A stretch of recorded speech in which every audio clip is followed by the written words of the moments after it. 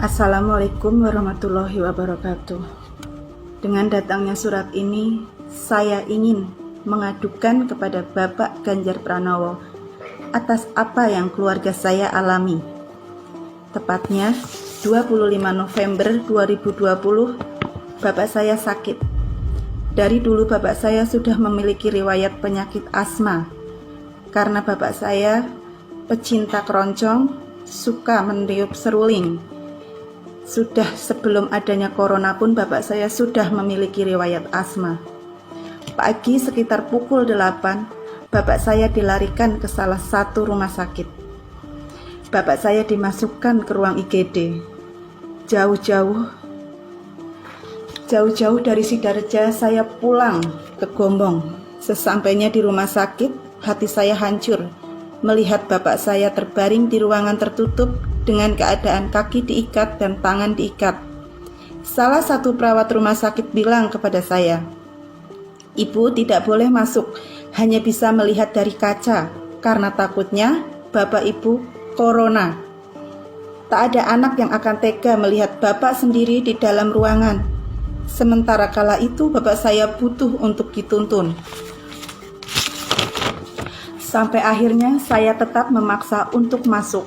Sore sekitar pukul 5, dokter berkata, "Bapak mau dipindahkan ke ruang ICU, Bu, di lantai 3, dan Ibu bisa melihat Bapak dari kaca saja."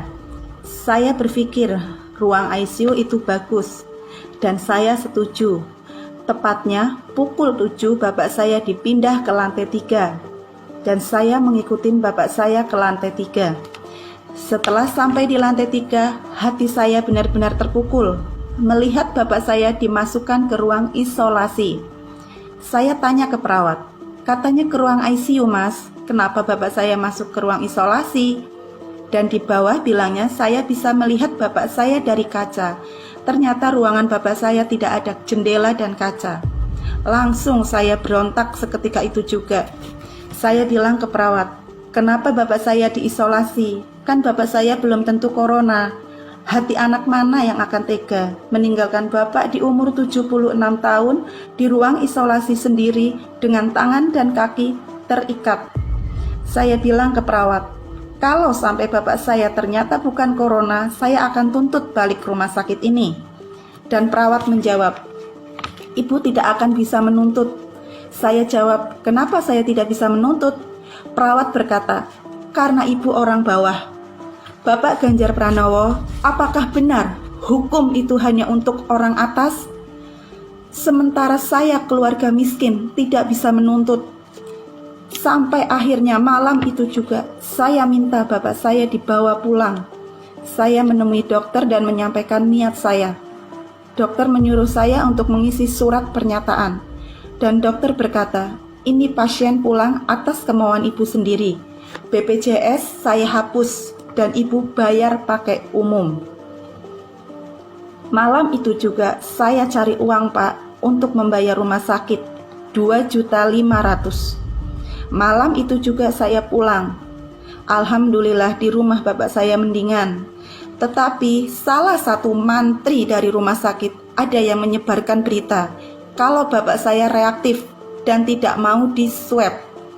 Selang 3 hari, orang yang tinggal satu rumah dengan Bapak saya dites swab semua dan hasilnya negatif.